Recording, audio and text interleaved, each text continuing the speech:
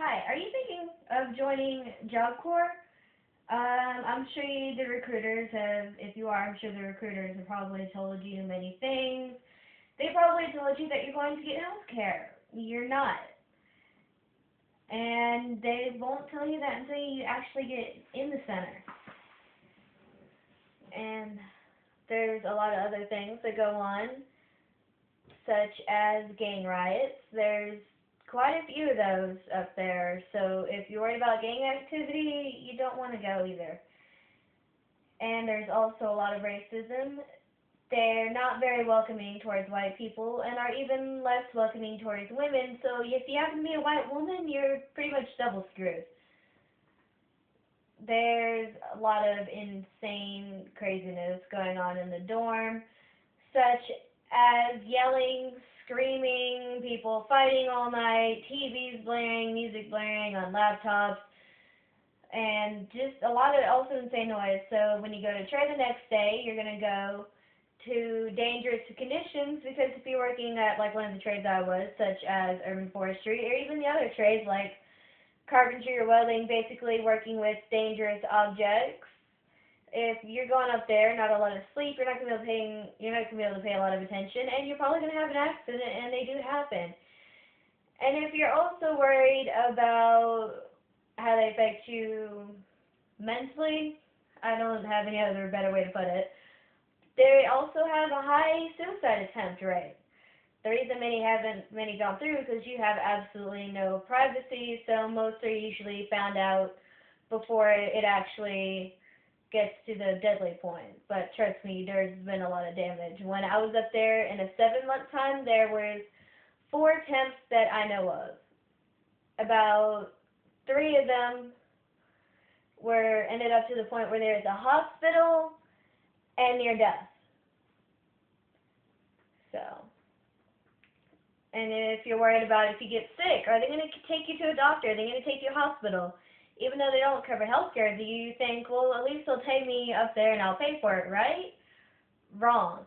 I was up there, I was a student, and one of the things that they don't do is take you up there, not even if you're throwing up blood. I mean, yeah, if you break a leg, they'll take you, but if you're throwing up blood or anything like that, if you're very sick, they will not even take you to a doctor. They'll just have their nurse look at you.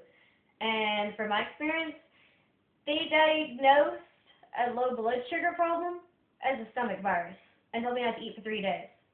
I should have been in a hospital.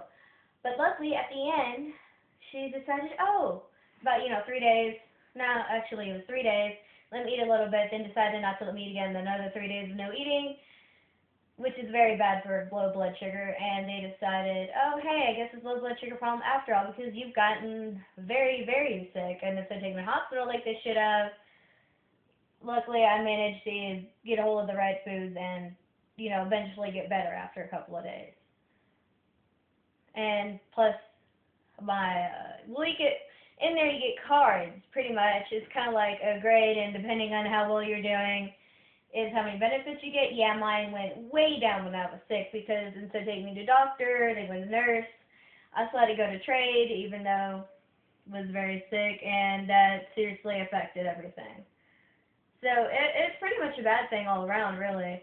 And if you're a woman up there and if you get harassed, basically if you're, okay, from the point of a white woman, I don't honestly know about their point of view, but I know they also, other races also up there, I had a lot of trouble too, but from a point of view, if a white woman reports a white male, they say, you must have done something to deserve it, you must have led him on, and you brought it on yourself, and they throw away your report. If you're a white woman reporting a black male, then they just tell you you're racist and still throw away your report. And from the cases that I know of, if a black woman reports someone, they just always tell them, you must have done something, let them on. They only say the racist thing at you if you're white, really. Because most of the staff and students is African American, and about maybe 3 African students to 1 Caucasian. So it's not a very diverse program, really. Plus, like I said, with all the gang violence, there's a lot of violence up there. And And if someone, goes to try to attack you, threaten you, they don't do anything either. They don't really like to take any action, really. So, there's a lot of that. But, like, in one case, such as apparently someone had misinterpreted something a friend of mine did, so apparently she decided to bring a bunch of her friends up against us because they decided it was a race thing, even though that had nothing to do with it. And so they decided there was maybe like 6 of them, but 2 main ones. And it was just the 2 main ones that we reported. Came after a couple of us other students, because they figured, 6 against 4. They decided that was fair fight because they're stupid, I guess. Apparently they can't do an even fight, but hey, they decided to come up and threaten us, and we reported them because if you get a fight on federal grounds, you will go to federal prison.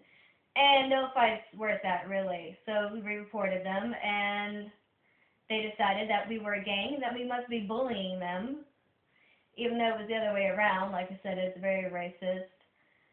So even though there was 4 reports going on from 4 different viewpoints, and then there were several other complaints from other students from various times against those same girls, and they still didn't do anything. They just decided that everyone was racist. They decided that, maybe it wasn't the other round, maybe it was the other 2 girls who were being that way because they were notorious for ganging up on the white students. Like I said, it's a very dangerous program. It's not a place you want to go. And the conditions need to be fixed because there's a lot of students who go there that are either court-ordered, they have a choice of either job court or prison. They're like, oh, I'll just go to job court. At least I'll get something out of it, right? And they go there because they're also lied about the conditions there and the health care and all such. And so they go there. They end up stuck. They don't have anywhere to go. And then you get the homeless students who had nowhere to go. So, it's either the streets or put up with the constant everything that they have to put up with there. So, basically, there's a lot of students who end up stuck there. They can't do anything about it. And no one should have to live with these conditions. So, these are things that really need to get fixed.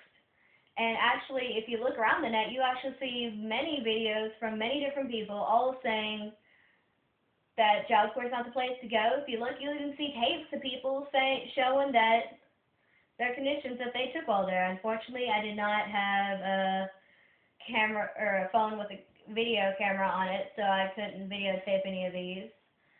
So otherwise I would have videotaped those conditions and posted them, but luckily I had somewhere to go, so I'm out of the program.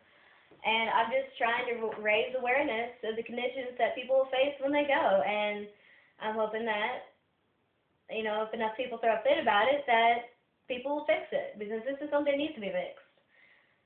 But there's also a lot of overcrowding there because they get paid per student, so higher tensions. It's just not the place to be.